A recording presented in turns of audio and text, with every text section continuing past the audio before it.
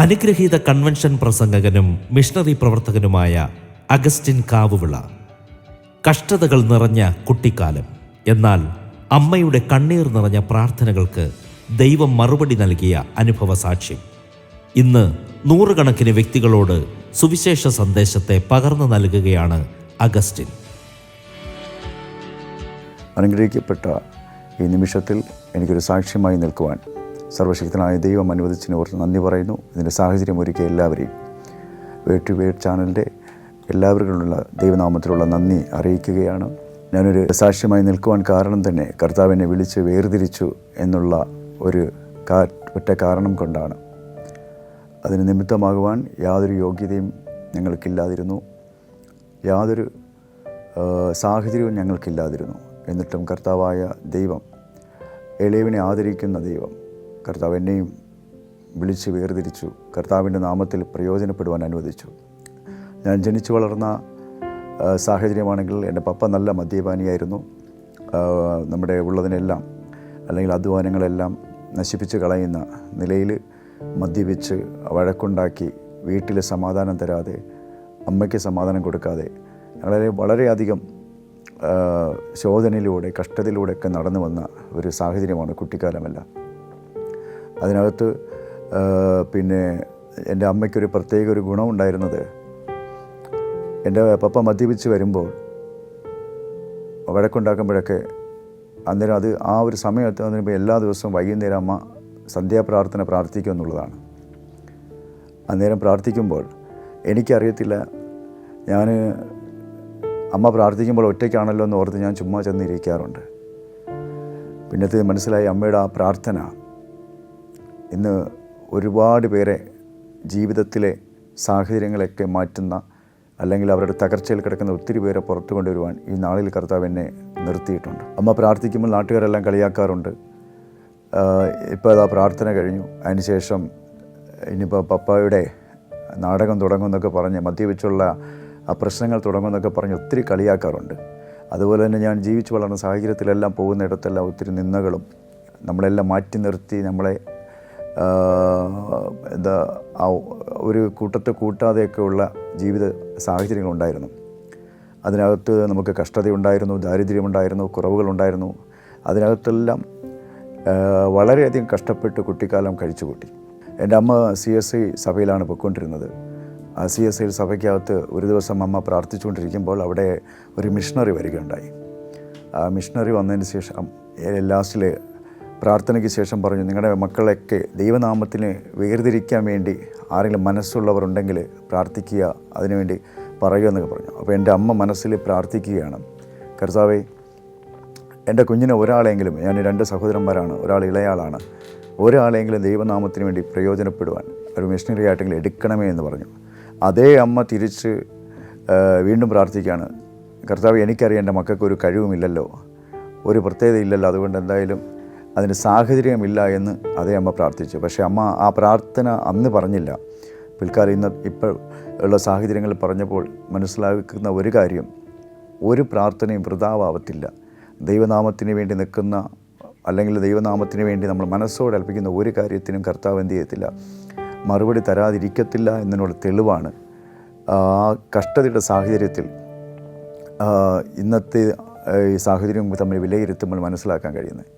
ഞാൻ വളർന്നു വന്ന സാഹചര്യത്തിൽ എനിക്ക് പഠിക്കാൻ പോകുമ്പോഴൊക്കെ, ഞാൻ അധികം പഠിക്കുന്ന ആളല്ല, അങ്ങനെ ഞങ്ങൾ 3 പേർ ചേർന്ന് 10ാം ക്ലാസ്സിൽ നമ്മൾ ഒരുമിച്ച് നടന്നു പോകും. അവർക്ക് ട്യൂഷനൊക്കെ ഉണ്ട്. അന്നേരം 3 പേരും പോകുമ്പോൾ എല്ലാവരും പറയും 3 പേരും നമ്മൾ പാസ്സാകണം. അപ്പോൾ എനിക്കാണെങ്കിൽ അത്ര പഠിത്തമൊന്നും പോരാ. അപ്പോൾ കൂട്ടുകാർ പറയും, നല്ലവണ്ണം പഠിക്കണം, നമ്മൾ 3 പേരും പോവുകയാണെന്നൊക്കെ പറയാറുണ്ട്. പക്ഷേ എനിക്ക് അന്നേരം ഒരു പ്രാർത്ഥന ഉണ്ടായിരുന്നു. അത് പിൽക്കാലത്തിൽ ഭയങ്കര വ്യത്യസ്തമായൊരു അനുഭവമായിട്ട് എനിക്ക് തോന്നി. ഞാൻ പ്രാർത്ഥിച്ചിരുന്നത് എങ്ങനെയാണ്, കർത്താവേ, ആ 2 പേരും പഠിക്കുന്നവരാണ്, അവരെല്ലാം കർത്താവ് ജയിപ്പിക്കണം, അതോടൊപ്പം എന്നെയും കൂടെ അങ്ങ് ജയിപ്പിക്കണം എന്ന് പ്രാർത്ഥിക്കാറുണ്ട്. അപ്പോൾ ഞാൻ 15 വയസ്സായപ്പോൾ ആ പ്രാർത്ഥന പ്രാർത്ഥിച്ചു. പക്ഷേ ഇന്നത്തേതിൽ ചില ശുശ്രൂഷകളൊക്കെ നിൽക്കുമ്പോൾ കർത്താവിന് തന്ന ഒരു സത്യമാണ്, അന്ന് ആ പ്രാർത്ഥിക്കാൻ തന്നതൊരു മാനുഷികമായിട്ടുള്ള കൃപ അല്ലായിരുന്നു എന്ന് തോന്നിയിട്ടുണ്ട്. പിന്നത്തേതിൽ 3 പേരും ജയിച്ചു. ഈ ജയിക്കുന്ന സാഹചര്യത്തിൽ പോലും ഞാൻ വളർന്നു വരുന്ന ഇതിൽ കുറച്ച് നമ്മുടെ ക്ലബ്ബുമായിട്ടൊക്കെ ബന്ധപ്പെട്ട് കുറച്ച് കാര്യങ്ങളൊക്കെ ചെയ്യും. അപ്പോൾ അവിടെ സെക്രട്ടറി ആയിട്ടൊക്കെ നിന്നു. പക്ഷേ ഒരു വാക്ക് മൈക്കിൽ എനിക്ക് പറയാൻ അറിയത്തില്ല. ഞാൻ മൈക്കിൽ എന്തെങ്കിലും പറയാൻ ആരെങ്കിലും പറഞ്ഞു കഴിഞ്ഞാൽ ഞാൻ വിറച്ചു പോകും. അങ്ങനെ എനിക്കൊന്നും സംസാരിക്കാൻ അറിയത്തില്ല. അങ്ങനെ ഞങ്ങളുടെ അവിടെ ക്ലബ്ബിലൊരു വലിയ വാർഷികമൊക്കെ നടക്കും. വലിയ രാഷ്ട്രീയ നേതാക്കളൊക്കെ വരാറുണ്ട്. ഈ നേതാക്കളൊക്കെ വരുമ്പോഴും സ്വാഗതം ചെയ്യാൻ, ഇൻവൈറ്റ് ചെയ്യാനൊക്കെ ഞാനാണ് പോകേണ്ടിയിരിക്കുന്നത്. അപ്പോൾ ഞാൻ പകരക്കാരനായ ഒരാളെ അവിടെ വിളിച്ചാക്കിയിട്ട് ഞാൻ സ്റ്റേജിൻ്റെ പുറകിൽ ചെന്നിരുന്ന് വിഷമിച്ച് സങ്കടപ്പെട്ട് അകത്ത് കരയാറുണ്ട്. പക്ഷേ കാലങ്ങൾ കഴിഞ്ഞപ്പോൾ കണ്ണുനീരിന് മറുപടി തരുമെന്ന് പറയുന്നത് പോലെ, വിഷമത്തിന് മറുപടി തരുന്ന ദൈവമാണ് നമ്മുടെ ദൈവം എന്ന് പറയുന്നത് പോലെ, ജീവിതത്തിൽ മണിക്കൂറുകൾ 4-5 മണിക്കൂറുകൾ കർത്താവിനെ പ്രസംഗിപ്പാനും ശുശ്രൂഷിപ്പാനും ഒക്കെ കർത്താവിനെ അനുവദിച്ചു. 100കണക്കിനെങ്കിലും ആൾക്കാരെ തൻ്റെ ജീവിത സാഹചര്യത്തിൽ നിന്ന് മാറ്റുവാനും മാനസാന്തരത്തിലേക്ക് കൊണ്ടുവരാനൊക്കെ കർത്താവ് അനുവദിച്ചു. ഇന്നുള്ള സാഹചര്യം പറയട്ടെ, ഏതാണ്ട് 8ഓളം പേരെ സൂയിസൈഡ് ചെയ്യാനുള്ള 8ഓളം പേരെ മാറ്റുവാൻ കർത്താവ് അതിൻ്റെ അധികാരത്തോടു കൂടെ പരിശുദ്ധാത്മാവിൻ്റെ നിറവോടുകൂടെ ശുശ്രൂഷിപ്പാൻ കർത്താവ് അനുവദിച്ചു. അതുപോലെ തന്നെ മദ്യപിക്കുന്ന ഒരുപാട് കുടുംബങ്ങളകത്ത് അവരുടെ മദ്യപാനങ്ങളെ മാറ്റുവാനുള്ള കൃപ തന്നു. ഇതൊന്നും ഞാൻ വിശ്വസിക്കുന്ന ആളല്ലായിരുന്നു. പക്ഷേ എൻ്റെ ജീവിതത്തിൽ ഞങ്ങളുടെ വീട്ടിൽ CSAക്കാർ വന്ന് പ്രാർത്ഥിച്ചാലും എൻ്റെ പപ്പയ്ക്കൊന്നും അത്ര വിശ്വാസം പോരാ. എങ്കിലും നമ്മൾ പ്രാർത്ഥിച്ച ഒന്നിൽ ഒരു വിശ്വാസം എനിക്കുണ്ടായിരുന്നു. കാര്യം ദൈവമുണ്ട്, അതോടൊപ്പം പരിശുദ്ധാത്മാവുണ്ട്. പരിശുദ്ധാത്മാവ് ഇന്ന് നമ്മൾ നടത്തുന്നുണ്ടെന്നൊരു വലിയ വിശ്വാസം ഉണ്ടായിരുന്നു. അതനുസരിച്ച് ഞങ്ങൾ പഠിച്ചു. ഞാൻ പറഞ്ഞില്ലേ, കഷ്ടതയോടെയും സ്വന്തമായ അധ്വാനത്തിലൂടെയൊക്കെ പഠിച്ചു. അങ്ങനെ ഞാൻ പഠിച്ചു. എനിക്ക് 26-ാമത്തെ വയസ്സ് കഴിയുമ്പോഴേക്കും എനിക്ക് ഒരു ഗവൺമെൻറ് ജോലി ലഭിക്കുകയുണ്ടായി. റവന്യൂ ഡിപ്പാർട്ട്മെൻറ്റിലെ സർവേയറായിട്ട് ജോലി ലഭിച്ചു. അങ്ങനെ ജീവിതത്തിലെ സാഹചര്യങ്ങളിൽ എനിക്ക് നല്ല കുടുംബത്തെ തന്നു. വൈഫ് KSRTCയിൽ കണ്ടക്ടറാണ്. അങ്ങനെ നമ്മൾ നാളുകൾ കഴിയുമ്പോൾ തന്നെ കുഞ്ഞുങ്ങളെ തന്നു, എനിക്ക് ഭവനത്തെ തന്നു, നല്ലൊരു ഭവനം തന്നു, വാഹനങ്ങൾ തന്നു. ഇതെല്ലാം തന്നപ്പോൾ ഞാൻ ഞായറാഴ്ച ദിവസങ്ങളിൽ സഭയിൽ ഞാൻ റെഗുലറായിട്ട് ഞാൻ പോകാറുണ്ട്. അങ്ങനെ ഞാൻ കഴിയുന്ന കൂട്ടായ്മകളൊക്കെ ഞാൻ പങ്കെടുക്കാറുണ്ട്. അതായത് ഒരു പാരമ്പര്യമായ നമ്മുടെ സഭയിൽ പോകുന്ന ഒരാൾ ചെയ്യുന്ന എല്ലാ കാര്യങ്ങളും ചെയ്യാറുണ്ടായിരുന്നു. എൻ്റെ ഭാര്യ ഒരു ഹൈന്ദവ ബാക്ക്ഗ്രൗണ്ടിൽ നിന്ന് വന്നതായിരുന്നു. കല്യാണത്തോടൊപ്പം പിന്നെ ആത്മീയ അനുഭവത്തിലേക്ക് വന്നതാണ്. അതിനകത്ത് അവർ രാവിലെയും വൈകിട്ടും പോകുമ്പോഴൊക്കെ അത്രയ്ക്കൊന്നും ദൈവത്തോട് അടുപ്പമില്ല. പക്ഷേ എങ്കിലും രാവിലെയും വൈകിട്ടൊക്കെ വീട്ടിൽ പ്രാർത്ഥിക്കാനും, ഏത് സമയം വൈകിട്ട് വന്നാലും രാത്രി ആയാലും പ്രാർത്ഥിക്കുന്ന ഒരു ശീലം ഭാര്യയ്ക്കുണ്ടായിരുന്നു. നിശ്ചയമായും അത് വലിയൊരു മുതൽക്കൂട്ടായി മാറി നമ്മുടെ ജീവിതത്തിൽ. അതോടൊപ്പം ഞാൻ പറഞ്ഞില്ലേ, ഞങ്ങളുടെ അനുഗ്രഹങ്ങളെല്ലാം കർത്താവ് തന്നു. ഒരു മനുഷ്യന് വേണ്ട എല്ലാ സ്ഥാനങ്ങളും അനുഗ്രഹങ്ങളും കർത്താവ് തന്നു. അന്നേരം എൻ്റെ പ്രാർത്ഥന ജീവിതത്തിൽ ഞാൻ കർത്താവിനോട് ഞാൻ പ്രാർത്ഥിക്കുകയുണ്ടായി. കർത്താവേ, എനിക്ക് ജോലി തന്നു, എനിക്ക് ഭവനം തന്നു, വാഹനങ്ങൾ തന്നു, എനിക്ക് ഒരു മനുഷ്യന് ആവശ്യമായിട്ടുള്ള എല്ലാം തന്നു, സ്ഥാനങ്ങളൊക്കെ തന്നു. ഇനി ഞാൻ എന്തിനു വേണ്ടിയാണ് പ്രാർത്ഥിക്കേണ്ടത്? ഞാനിനി എന്തിനു വേണ്ടിയാണ് എൻ്റെ ഈശോയോട് ഞാനൊരു പ്രാർത്ഥന വിഷയം വെക്കേണ്ടതെന്ന് ചോദിച്ചു. അപ്പം കർത്താവ് എന്നോട് സംസാരിച്ചു. ആ സംസാരം ഇങ്ങനെയാണ്: നീ എന്നെ നേടിയിട്ടുണ്ടോ എന്നൊരു വാക്ക് ഞാൻ ഇങ്ങനെ എൻ്റെ ഹൃദയത്തിൽ ഇങ്ങനെ പ്രകമ്പനം കൊള്ളിക്കുന്നത് പോലെ കർത്താവ് ഇടപെടുന്നതായിട്ട് എനിക്ക് മനസ്സിലാക്കാൻ കഴിയും. നീ എന്നെ നേടിയിട്ടുണ്ടോ? ഞാനിത് കേട്ടപ്പോഴേക്കും ഞാൻ ആകെ തളർന്നു പോയി.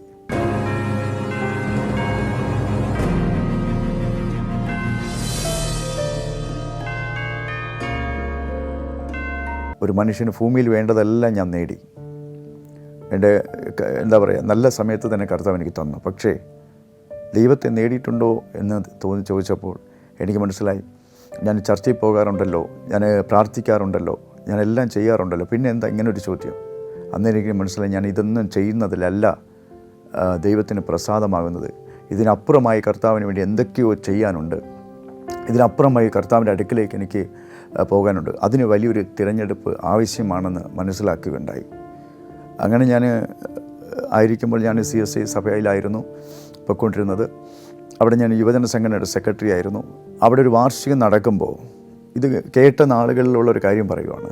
വാർഷികം നടക്കുമ്പോൾ ആ CF സെക്രട്ടറി എന്നുള്ള നിലയ്ക്ക് ഒരു ഭവനത്തിൽ ഒരു മെസ്സേജ് പറയണമെന്ന് പറഞ്ഞു. അങ്ങനെ എൻ്റെ കുറച്ച് എന്നെ സഹായിക്കാനായിട്ട് അവിടുത്തെ പുരോഹിതനും ബാക്കിയുള്ളവരൊക്കെ ചേർന്ന് ഒരു ചെറിയൊരു സന്ദേശത്തിനെ കുറേ റെഫറൻസ് വെച്ച് എനിക്ക് അതിനെ തയ്യാറാക്കി തരികയുണ്ടായി. ഞാനതിനെ വെച്ച് പഠിച്ചിട്ട് ഞാൻ ആ ഭവനത്തിൽ പ്രസംഗിക്കാൻ തുടങ്ങി. പ്രസംഗിച്ച് കഴിഞ്ഞപ്പോൾ എല്ലാവരും എന്നെ നല്ല മെസ്സേജായിരുന്നു, നല്ലതായിരുന്നു എന്നൊക്കെ പറഞ്ഞു, എന്നെ പുകഴ്ത്തി. ഞാൻ അത് കേട്ട ഉടനെ അന്ന് രാത്രി കർത്താവിൻ്റെ അടുക്കൽ പ്രാർത്ഥിക്കുന്നു: കർത്താവേ, ഞാൻ നല്ലൊരു പ്രസംഗം കാഴ്ചവെച്ചല്ലോ, കർത്താവ് എന്നെ അതിനെ അനുവദിച്ചല്ലോ എന്നൊക്കെ ചോദിച്ചു. അന്നേരം എന്നെ രണ്ടാമതൊരു ദൈവശബ്ദം എന്നെ കർത്താവ് ശബ്ദമായി എന്നോട് സംസാരിച്ചു. അതെങ്ങനെയായിരുന്നു? നീ പ്രസംഗിച്ച പ്രസംഗത്തിൽ ജീവനുണ്ടായിരുന്നു. അത് ഭയങ്കരമായ എൻ്റെ ഒരു ഹൃദയത്തിൽ വേദന ഉളവാക്കുന്നതായിരുന്നു. കാരണം ഞാൻ നല്ലൊരു മെസ്സേജ് എന്ന് പറഞ്ഞ് നല്ല പ്രാർത്ഥിച്ച് കർത്താവിൻ്റെ സന്നിധിയിൽ പ്രാർത്ഥിച്ചപ്പോൾ, വളരെ നിറവോടുകൂടെ ചെന്ന് പ്രാർത്ഥിച്ചപ്പോൾ, ആ കർത്താവിൻ്റെ ശബ്ദം കേട്ടപ്പോൾ ഞാൻ വീണ്ടും തളരുകയാണ് ചെയ്തത്. കാരണം ജീവനുണ്ടായിരുന്നോ എന്ന് ചോദിച്ചപ്പോൾ എനിക്ക് മനസ്സിലായി, ഈ സന്ദേശത്തിൽ അല്ലെങ്കിൽ ഒരു പ്രസംഗത്തിൽ ജീവൻ വ്യാപരിക്കുന്ന എന്തോ ഒന്ന് ഉണ്ട് എന്നെനിക്ക് മനസ്സിലായി. അപ്പം ജീവൻ ഉള്ള ഒരു വചനം ഉണ്ട്, അല്ലെങ്കിൽ ജീവനുള്ള ഒരു ദൈവത്തിൻ്റെ ശുശ്രൂഷകളുണ്ടെന്ന് എനിക്ക് മനസ്സിലാക്കാനിടയായി. ഞാൻ പറഞ്ഞു, കർത്താവ് എനിക്കൊന്നും അറിയത്തില്ല, നേരത്തെ എനിക്ക് സംസാരിക്കാൻ അറിയത്തില്ലായിരുന്നു, ഞാനിതെങ്ങനെയൊക്കെ പറഞ്ഞു, പക്ഷേ എനിക്കൊന്നും അറിയാം കർത്താവ്, ഞാൻ പൊട്ടനെ പോലെ നിൽക്കാം, കർത്താവ് എന്നെ ഉപയോഗിക്കണമേ എന്ന് ഞാൻ കർത്താവിനോട് കരഞ്ഞ് പ്രാർത്ഥിക്കുവാൻ തുടങ്ങി. എനിക്കൊന്നും അറിയത്തില്ല, ഞാൻ കർത്താവിനെ പൊട്ടനെ പോലെ നിൽക്കാമെന്ന് പറഞ്ഞു. അങ്ങനെ ഞാൻ ഒരു സാഹചര്യത്തിൽ ഞാൻ ഇതിനെ മനസ്സിലായി, ജീവൻ വ്യാപരിക്കുന്നതുണ്ടല്ലോ, അത് എവിടെ നിന്ന് കിട്ടും എന്ന് ഞാൻ അതിനെക്കുറിച്ച് അറിയാൻ വേണ്ടി ഞാൻ യൂട്യൂബ് ചാനലുകളെല്ലാം, അല്ലെങ്കിൽ ഔദ്യോഗികമായിട്ടുള്ള ചില രാജ്യങ്ങളുടെയൊക്കെ നാസ പോലുള്ള അവരുടെയൊക്കെ ഗവേഷണ കണ്ടുപിടുത്തങ്ങളുടെയും ഈ നമ്മുടെ വർഷിപ്പുകളുടെയും അവരുടെയൊക്കെ കുറിച്ചൊരു റെഫറൻസ് ഞാൻ ശേഖരിക്കുകയുണ്ടായി. ശേഖരിച്ചപ്പോഴെല്ലാം എനിക്ക് മനസ്സിലായി, ഒരു ഹോളി സ്പിരിറ്റിൻ്റെ ഒരു ചലനം ഇന്ന് കർത്താവിലൂടെ ചെയ്തുകൊണ്ടിരിക്കുകയാണ്, ദൈവത്തിലൂടെ ചെയ്തുകൊണ്ടിരിക്കുകയാണ്. അത് ഭയങ്കര അത്ഭുതമായതാണ്.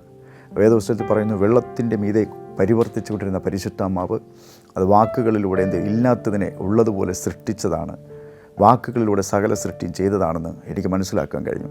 അന്നേരം എനിക്ക് മനസ്സിലായി, ഹോളി സ്പിരിറ്റ് അത് വലിയൊരു ചലനമാണ്, അത് വലിയൊരു ശക്തിയാണെന്ന് എനിക്ക് മനസ്സിലാവുന്നത്. ഞാൻ അതിനുവേണ്ടി ദാഹത്തോടെ പ്രാർത്ഥിക്കുവാൻ തുടങ്ങി. ഞാൻ ദാഹത്തോടെ പ്രാർത്ഥിച്ചു. അതിനുവേണ്ടി ചില കൂട്ടായ്മകൾക്കൊക്കെ ഞാൻ പോയി. ആ കൂട്ടായ്മയിലൂടെയൊക്കെ എനിക്ക് വലിയൊരു പരിശുദ്ധമായ ശക്തിയെ കർത്താവ് എനിക്ക് പകരുവാനിടയായി. എനിക്ക് പക്ഷേ അറിയത്തില്ല. പക്ഷേ പിന്നീട് ഞാൻ പോകുന്നിടത്തും ശുശ്രൂഷിക്കുന്നിടത്തൊക്കെ ഒത്തിരി അത്ഭുതങ്ങൾ സംഭവിക്കാൻ തുടങ്ങി, ഒത്തിരി വിടുതലുകൾ സംഭവിക്കാൻ തുടങ്ങി. ഞാൻ അറിയാതെ തന്നെ അവിടെ കയറുമ്പോൾ അന്തരീക്ഷം മാറാവുന്ന അനുഭവങ്ങളുണ്ടായി. ഞാൻ 2017 കർത്താവിൽ രക്ഷയിലേക്ക് വന്നു. പിന്നെ ഞാൻ ദൈവം കർത്താവിനോട് സംസാരിച്ചപ്പോഴും ആ ജീവൻ വ്യാപരിക്കുന്ന അതേ വിഷയത്തിനോട് അനുബന്ധിച്ച് ഞാൻ ഇന്ന് മീഡിയയോട് ഞാൻ പറയട്ടെ, അതെ, നാം എന്ത് നേടിയാലും എന്തൊക്കെ ഉണ്ടെങ്കിലും ദൈവത്തിൻ്റെ തിരഞ്ഞെടുപ്പിനൊത്ത് വലുത് ഒന്നുമല്ലെന്ന് ഞാൻ ഒന്നുകൂടെ പറയുക. ഇത് കേൾക്കുമ്പോൾ തന്നെ നമുക്ക് എന്തൊക്കെയൊക്കെ നമ്മൾ ഉണ്ടാക്കി, എന്തൊക്കെയൊക്കെ നമുക്ക് കിട്ടിയെന്നൊക്കെ പറഞ്ഞാലും കർത്താവിൻ്റെ തിരഞ്ഞെടുപ്പ് വലുതാണ്. അതുകൊണ്ടാണ് ദൈവത്തിൻ്റെ പകരക്കാരായി കർത്താവിന് വേണ്ടി സംസാരിക്കാൻ നമ്മളെ ആക്കി വയ്ക്കുമ്പോൾ താഴ്മയും വിനയത്തോടെ നമ്മൾ കർത്താവിൽ ബഹുമാനത്തോടെ ചെയ്യുവാണെങ്കിൽ കർത്താവ് നമ്മളല്ലാത്തൊരു സാഹചര്യത്തിലേക്ക് കർത്താവ് നമ്മളെ മാറ്റുവാനിടയാകും.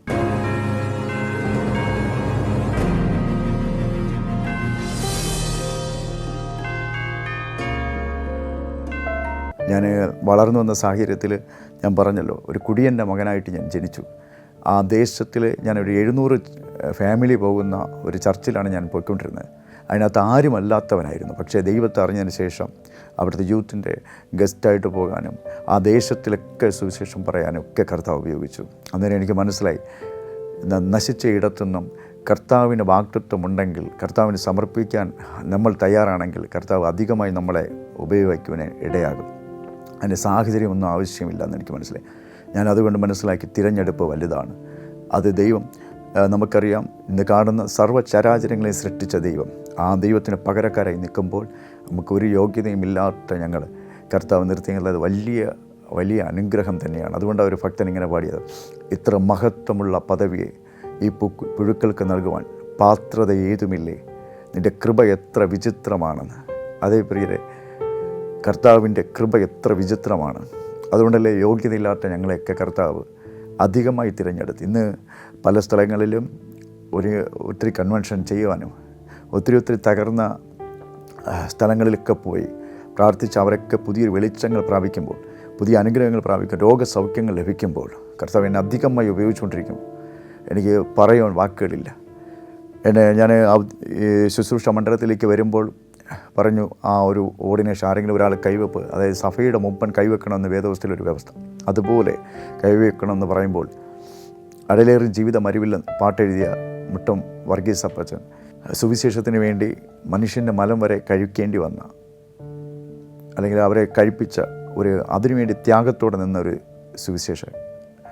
പ്രിയ അപ്പച്ചന് കൈവച്ച് പ്രാർത്ഥിക്കണം നിയോഗമുണ്ടായി. വിളിച്ചപ്പോൾ മാവേലിക്കരയിൽ നിന്ന് എൻ്റെ നാട്ടിൽ വന്ന് കർത്താവിൽ എന്നെ തിരഞ്ഞെടുത്ത് ശുശ്രൂഷയ്ക്കായിട്ട് വേർതിരിക്കാൻ ഇടയാക്കി.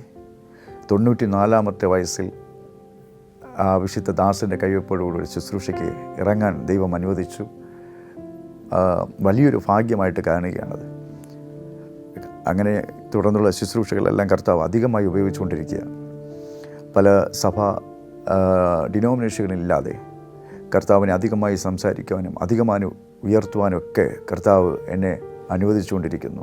ഞാൻ ഒത്തിരി പേരോട് ഞാൻ പറഞ്ഞിരുന്നു, ഞാൻ ഇങ്ങനെ ഒരു പരിശുദ്ധാത്മാവിനെ അന്വേഷിച്ച് പോവുകയാണ്, ഞാൻ കുറച്ചുകൂടെ കർത്താവായിട്ട് അടുക്കാൻ പോവുകയാണ്. ഞാൻ പല മതത്തിലുള്ളവരോടാണ് പറയുന്നത്, എനിക്കെന്തെങ്കിലും മാറ്റം വരുന്നുണ്ടെങ്കിൽ നിങ്ങൾ തന്നെ എന്നോട് നോക്കി പറഞ്ഞു തരണം. കാര്യം ഒരു കളിപ്പീരായി മാറരുതല്ലോ എന്നൊക്കെ പറഞ്ഞു. അവരോട് പറഞ്ഞു നീ പോയാലും ഒന്നും സംഭവിക്കാൻ പോകുന്നില്ലൊക്കെ എന്നെ കളിയാക്കിയുണ്ടായി. പക്ഷേ ഇന്ന് അവരെല്ലാവരും എന്നോട് വലിയ സ്നേഹമാണ്. കാര്യം നിന്നിൽ എന്തോ മാറ്റം സംഭവിച്ചിരിക്കുന്നു. അതേ പ്രിയരെ, ക്രിസ്തുവിനെ അറിഞ്ഞാൽ നമുക്കില്ലാത്ത മാറ്റങ്ങളുണ്ടാവും. ആ ജീസസുമായിട്ട് ഒത്തിരി അടുത്താൽ നമുക്കില്ലാത്ത വലിയ മാറ്റങ്ങളുണ്ടാവും. ആ മാറ്റങ്ങളുണ്ടാകുമ്പോൾ അത് നമ്മൾ സ്വന്തമായിട്ടുള്ള മാറ്റങ്ങളല്ല, ആ മാറ്റത്തിലൂടെ മറ്റനേകം പേരെ വെളിച്ചത്തിലേക്ക് എത്തിക്കുവാൻ നമുക്ക് കഴിയും. മറ്റനേകം പേരെ ആ ജീസസുമായിട്ട് അടുപ്പിക്കുവാൻ കഴിയും. മറ്റ് പ്രശ്നങ്ങളിൽ കിടക്കുന്നവരൊക്കെ നമുക്ക് അവരെ പുറത്തേക്ക് കൊണ്ടുവരാൻ കഴിയും. രോഗത്തിൽ കിടക്കുന്നവരൊക്കെ നമുക്ക് പുറത്തേക്ക് കൊണ്ടുവരാൻ കഴിയും. അവൻ വിളിച്ചു പറഞ്ഞു, അധ്വാനിക്കുന്നവരും ഭാരം ചുമക്കുന്നവരുമായുള്ളവരെ എല്ലാവരും എൻ്റെ അടുക്കൽ വരും, ഞാൻ നിങ്ങളെ എന്ത് ആശ്വസിപ്പിക്കാമെന്ന് പറഞ്ഞു. ഒരു കുടിയൻ്റെ മകനായ എന്നെ ആ ദൈവം ഒരു സാധ്യതയും ഇല്ലാത്തടത്ത് ഞാൻ ജന്മം ചെയ്താണ് ഞാൻ യേശുവിനെ പറയത്തില്ലെന്നും, ഒരച്ഛനെ അവരെ പുരോഹിതനെ കണ്ടാൽ പോലും ഞാൻ ഓടി മറയുന്ന ഞാനായിരുന്നു. എൻ്റെ കർത്താവ് ഇന്ന് എനിക്ക് തോന്നുന്നു 150ഓളം കൺവെൻഷനുകളിൽ ശുശ്രൂഷിക്കുവാൻ കർത്താവ് എന്നെ അനുവദിച്ചു. അതൊന്നും എൻ്റെ പുകഴ്ചയല്ല. ഞാനിപ്പോഴും പറയാറുണ്ട്, അവിടെ എല്ലാം കരഞ്ഞുകൊണ്ട് ഒത്തിരി ആൾക്കാർ പ്രാർത്ഥിക്കുവാൻ വരുമ്പോൾ എനിക്ക് ഒരു കാര്യം മനസ്സിലായി, വിക്കനായ മോശയെ ഉപയോഗിച്ചെങ്കിൽ നാം എല്ലാവരെയും കർത്താവ് ഉപയോഗിക്കും. അവൻ്റെ അടുത്ത് ചെല്ലുവാനൊരു മനസ്സുണ്ടായാൽ മാത്രം മതി, അവനെ ഒന്ന് കണ്ടെത്തുവാനുള്ള മനസ്സുണ്ടായാൽ മാത്രം മതി.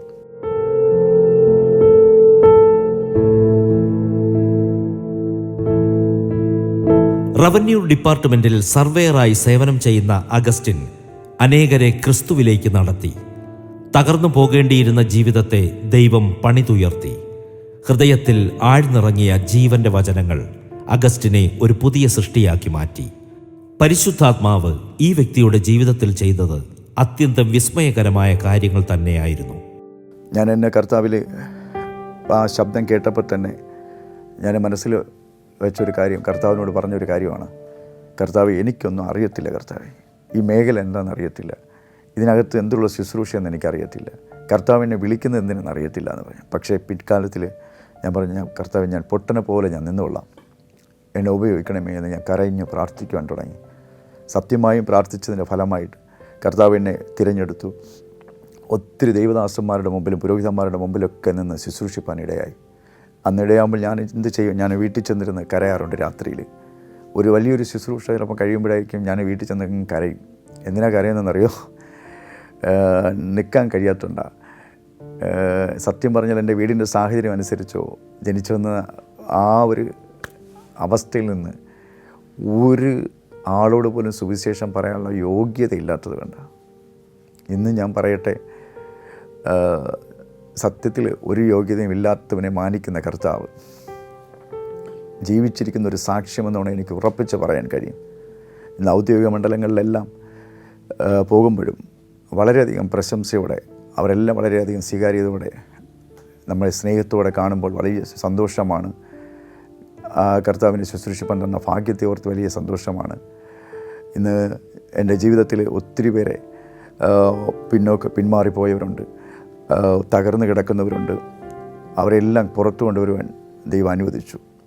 എൻ്റെ ശുശ്രൂഷയിൽ ആദ്യ സമയത്ത് തന്നെ ഒരു 30 വയസ്സായ ഒരു സഹോദരിയുടെ കഴുത്തിൽ ഒരു റബ്ബർ ബോൾ പോലുള്ളൊരു വലിയൊരു മുഴയുണ്ടായിരുന്നു.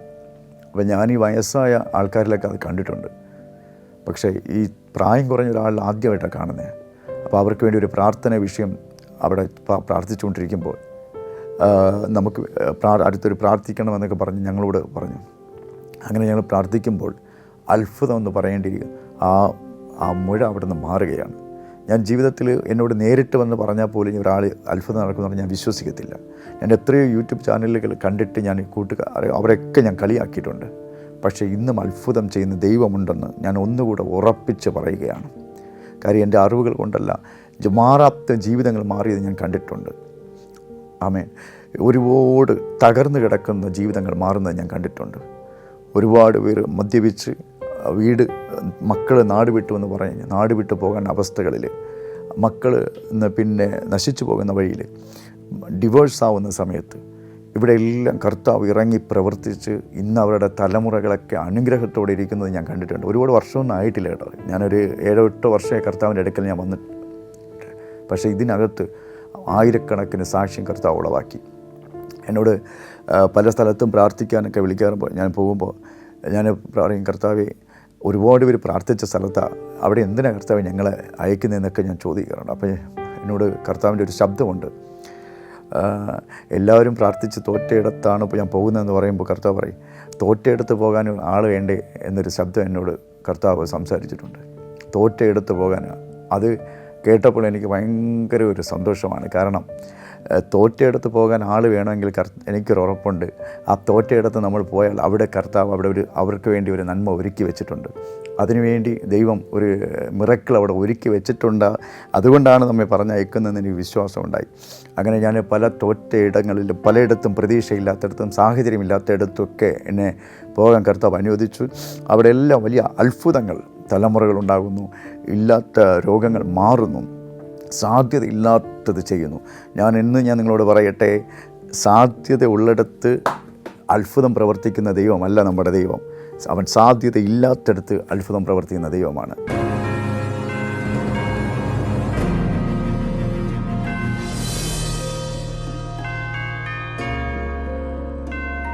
മോശെ ഇസ്രായേൽ ജനത്തെ വിളിച്ചുകൊണ്ടുവന്ന് ചെങ്കടലിൻ്റെ മുമ്പിൽ നിൽക്കുകയാണ്. പുറകിൽ നിന്ന് ഫറവോൻ്റെ സൈന്യം വരുന്നുണ്ട്. മോശയ്ക്കറിയാം ഇനി മുന്നോട്ടും വഴിയില്ല, പിന്നിലേക്കും പോകാൻ വഴിയത്തില്ല. കാര്യം അവിടെ മരണമാണ്.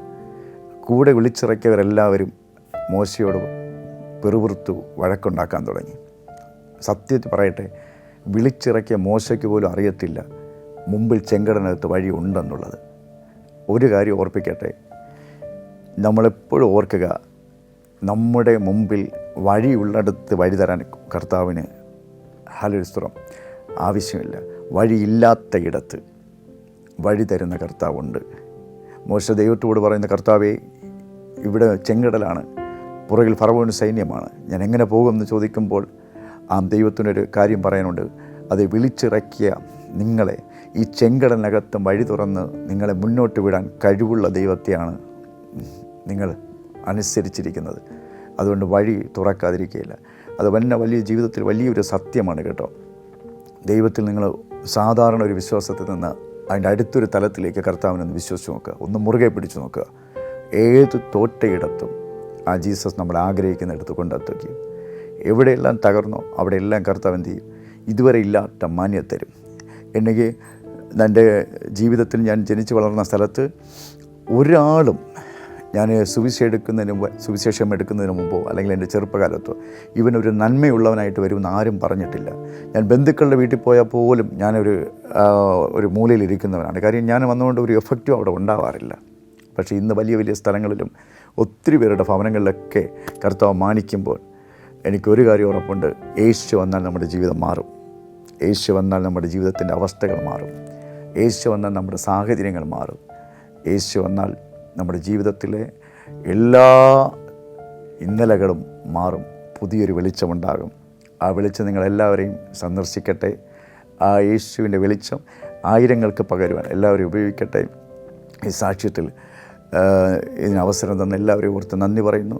കർത്താവ് ഞങ്ങളെ ഉയർത്തിയതുപോലെ, ഒരു കഴിവുമില്ലാത്തവനെ ഉയർത്തിയതുപോലെ ഇത് കേൾക്കുന്ന നിങ്ങളെല്ലാവരെയും കർത്താവ് അധികമായി ഉയർത്തട്ടെ. കർത്താവ് അധികമായി ഇന്നാളുകളിൽ അത്ഭുതങ്ങളിലൂടെ നിങ്ങളുടെ സാഹചര്യങ്ങളെല്ലാം മാറ്റട്ടെ. നിങ്ങളുടെ തലമുറകളുടെ അനുഗ്രഹങ്ങളെല്ലാം ദൈവം ധാരാളമായി നൽകട്ടെ പറഞ്ഞുകൊണ്ട് ഈ സാക്ഷ്യത്തിൽ നിന്ന് ഞാൻ കർത്താവിൻ്റെ നാമത്തിൽ ഇവിടെ ചൊല്ലുകയാണ്. നിങ്ങളെല്ലാവരും ഓർത്ത് നന്ദി പറയുന്നു. ദൈവം ധാരാളമായി അനുഗ്രഹിക്കട്ടെ. അബ്രഹാമിനെ അനുഗ്രഹിച്ച ദൈവം, ഇസഹാക്കിനെ അനുഗ്രഹിച്ച ദൈവം, യാക്കോബിനെ അനുഗ്രഹിച്ച ദൈവം നിങ്ങളെ തലമുറയോളം അനുഗ്രഹിക്കുന്ന ദൈവമാകയാൽ തലമുറയോളം അനുഗ്രഹമുണ്ടാകട്ടെ. അത്ഭുതകരമായ ഒരു വിടുതലിൻ്റെ സാക്ഷ്യമാണിത്. ദൈവത്തിൻ്റെ നാവായി മാറിയ അഗസ്റ്റിൻ്റെ ശബ്ദം ഇന്ന് അനേകം വേദികളിൽ മുഴങ്ങുകയാണ്. താഴ്ചയിൽ നിന്ന് ഉയർത്തിയ ക്രിസ്തുവിൻ്റെ സ്നേഹത്തെ അനേക ഇടങ്ങളിൽ പ്രഘോഷിക്കുകയാണ് അഗസ്റ്റിൻ.